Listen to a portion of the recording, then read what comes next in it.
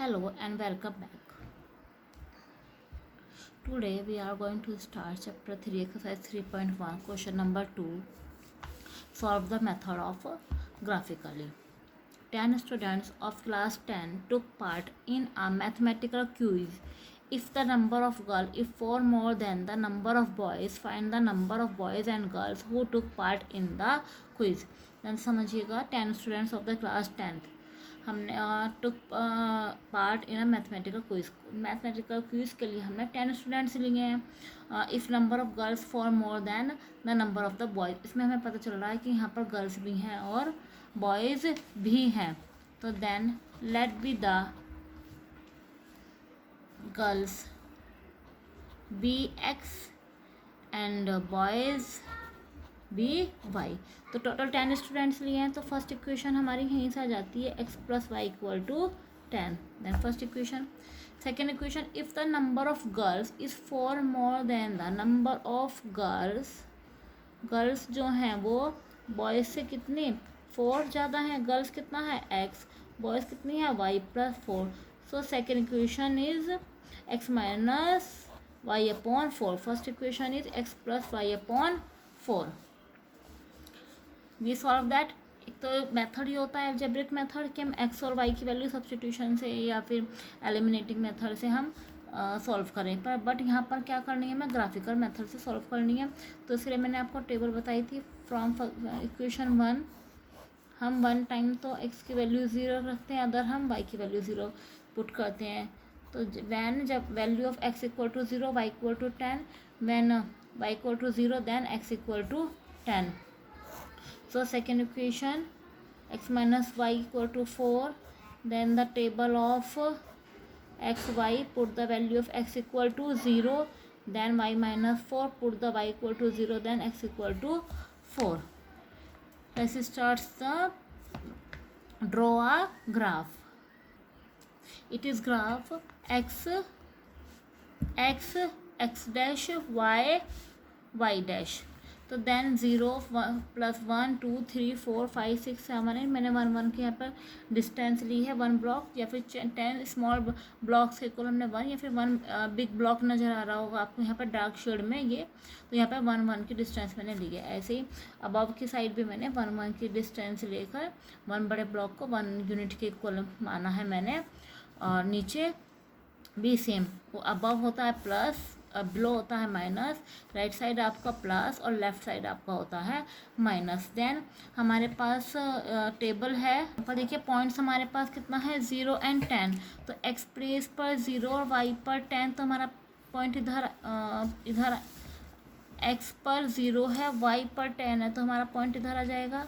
Second हमारा क्या है, एक्स पर 10 है, वाई पर 0 है, तो हमारा पॉइंट इधर आ जाएगा.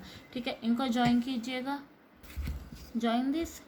After that x 0 and 4 y 4 and y minus 4 और x कितना है 0 है. यहाँ पर हमारा x 0 है, यहाँ पर y 4 है और यहाँ पर हमारा x 4 है और ये है y हमारा -4 है, इसलिए -4 नीचे आएगा. तो इधर आएगा हमारा 0 -4, इधर हमारा 4 और 0. Please join this. Look this.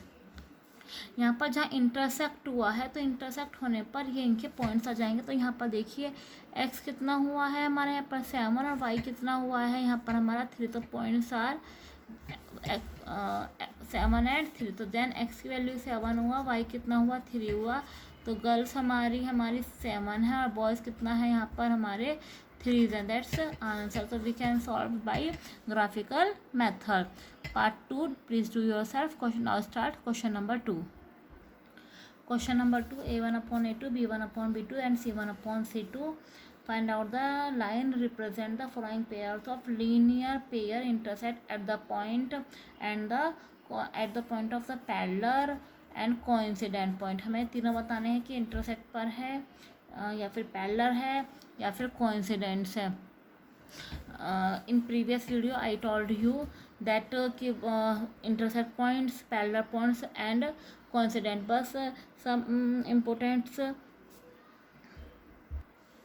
points I am telling you now. First of all, two equations are a1x b1y plus c1 is equal to 0, then a2x plus b2y plus c2 equal to 0, then the two variable represent the straight line which are, अगर intersect point है, ये ध्यान रखिएगा, intersecting है तो a1 upon a2 equal not equal to b1 upon b2, तो ये हमारा a1 अपॉन a2 और b1 अपॉन b2 इक्वल नहीं होगा। इनको आप याद कर लीजिए, पूरे एक्सरसाइज इसी के ऊपर बेस है। और अगर पैरेलल है तो क्या कंडीशन रहेगी, a1 upon a2 equal to b1 upon b2 is not equal to c1 upon c2, means a1 और b की वैल्यूज़ तो सेम रहेगी, बस c1 इक्वल नहीं होगा। एंड द थर्ड कोइंसिडेंट में हमारा a1 upon a2 equal to b1 upon b2 equal to c1 upon c2। In this point I tell you the question number third, consistence और inconsistence. मैं आपको इसी में ही consist और इनकंसिस्ट भी बता रही हूँ। जब इंटरसेक्टिंग पॉइंट होते हैं तो मैंने आपको क्या बताया था कि हमारे पास वन पॉइंट होता है, मीन्स यूनिक सॉल्यूशन भी बोला जाता है हमें यहाँ पर। तो यहाँ पर हमारे पास यूनिक सॉल्यूशन होता है। जब हमारे पास पैरेलल होती है कंडीशन तो हमारे पास इसके पास नो सॉल्यूशन होता है। जब हमारे पास कोइंसिडेंस होता है मीन्स हमारे पास मैनी पॉइंट्स होते हैं, क्योंकि मैंने बताया था ये लाइन ओवरलैप करती है। और पैरेलल क्यों होते हैं, नो सॉल्यूशन क्यों है, क्योंकि ये कहीं टच ही नहीं करते हैं, कहीं इंटरसेक्ट ही नहीं करते। ये पैरेलल है, यहाँ ओवरलैप हो रहा है तो यहाँ पर मैनी सॉल्यूशन है, और यहाँ पर इंटरसेक्ट करता है तो सिर्फ वन ही सॉल्यूशन निकलेगा। तो तीन बातें आपको ध्यान रखनी है कि अगर a1 upon a2 is not equal to b1 upon b2 तो हमारा इंटरसेक्टिंग पॉइंट होगा तो हमारा वन पॉइंट हमारा फाइंड होगा ही होगा। जब हमारा ये पैरेलल कंडीशन होती है तो कोई सॉल्यूशन नहीं होता, नो सॉल्यूशन होता है। जब हमारा कोइंसिडेंट होता है मीन्स ओवरलैप होती है तो मैंने सॉल्यूशन होते हैं। और हमारी कंडीशन क्या होती है, a1 upon a2 is equal to b1 upon b2 is equal to c1 upon c2। अब ये देखिएगा कि कंसिस्ट कौन कौन करता है और इनकंसिस्ट कौन होता है।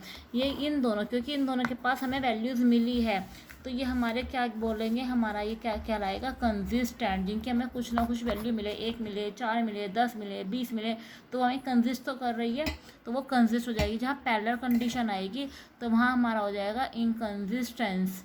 तो वी कैन से कोइंसिडेंट में हमारा कंसिस्ट होगा, कंसिस्टेंस होगा, पैरेलल में इनकंसिस्ट होगा और इंटरसेक्ट में भी हमारा कंसिस्टेंस होगा। That's clear. Question number 2 first part, 5x minus 4y plus 8 is equal to 0, 7x plus 6y minus 9 equal to 0। ये हमारे इक्वेशंस हैं, इक्वेशंस आर। तो हेयर हम क्या फाइंड करते हैं, a1 first of all a1 upon a2। तो हम कंपैरिजन करते हैं इससे, x की जो वैल्यू है वो a1 अपॉन a2 है, तो then 5 upon 7, b1 upon b2 find कीजिएगा minus 4 upon 6 and c1 upon c2 हमारा है 8 अपॉन 9। अब हमें क्या शो हो रहा है यहाँ पर, a1 अपॉन a2 और b1 upon b2 means 5 upon 7 is not equal to minus 4 upon 6, equal नहीं है। तो we can say a1 upon a2 is not equal to b1 upon b2। जब ये दोनों कंडीशन इक्वल ही नहीं है, मैंने अभी ऊपर बताया, तो ये कौन से वाले पॉइंट कहलाएंगे, इंटरसेक्टिंग पॉइंट। कौन से पॉइंट हो जाते हैं, ये हमारे इंटरसेक्टिंग पॉइंट्स हो जाते हैं। और हमारा कितना सॉल्यूशन होगा यहाँ पर, one, also one solution. That's clear.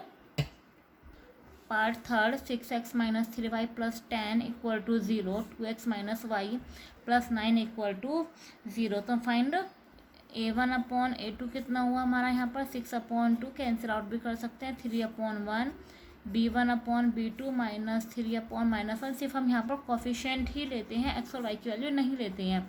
तो देन 3 अपॉन 1 और c1 upon c2 is 10 upon 9। Here we see that a1 upon a2 is equal to b1 upon b2 is not equal to c1 upon c2।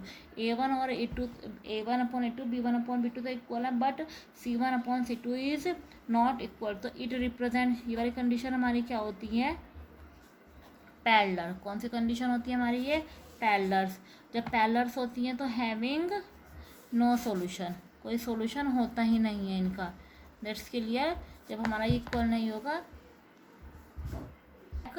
A1/A2 is equal to B1/B2 is not equal to C1/C2, so no solution or parallel line. Come back again. Question number 3. On comparing the ratio compare करना है means A1/A2, B1/B2, C1/C2. Find out the whether of following pair of equation are consistent or inconsistent. हमें बताना है कि ये consist करता है या नहीं करता है. क्वेश्चन नंबर 3 आप रीड करिएगा. तो देन यहाँ पर वैल्यू देखिएगा. A1/A2 की कितना हो जाएगा 3/2 एंड B1/B2 इक्वल टू कितना हो जाएगा यहाँ पर हमारा 2/-3 and C1/C2 is equal to 5/7. तो we see here A1/A2 is not equal to B1/B2 is not equal to C1/C2. ये इक्वल ही नहीं है, यहीं पर ही देख लेते हैं. जब A1/A2 और B1/B2 तो यहाँ पर पेयर क्या होगा, ये कंजिस्ट करेगा. क्यों कंजिस्ट करेगा? क्योंकि ये लाइन क्या है हमारी इंटरसेक्टिंग लाइन है. जब इंटरसेक्टिंग लाइन होती हैं तो वो हमारा क्या होता है कंजिस्ट करता है. तो that's clear. Look here, fifth part. 4/3x plus 2y equal to 8, 2x plus 3y equal to 12.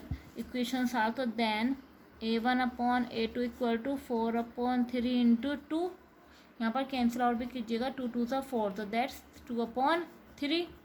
B1/B2 is equal to 2/3 and C1/C2 equal to 8/12. 4 2 सा 4, 3 सा. Here A1/A2 is equal to B1/B2 equal to C1/C2. 3s are equal. तो then क्या होगा यहाँ पर, ये coincident होता है. और जब ये कोइंसिडेंट होता है, जब ये कोइंसिडेंट होता है तो क्या होते हैं कि मैनी सॉल्यूशन होते हैं. जब मैनी सॉल्यूशन है तो that is the consistent. That's clear. Consistence, unique solution, many solution. So question number 4, which of the following pair of linear equation are consist or and inconsist. आपको question number 4 में बताना है कि वो consist है या inconsist. You do proper and if consist, अगर वो consist करता है तो आपको ग्राफिकली मेथड से सॉल्व भी करना है. तो please do yourself this question. Thank you.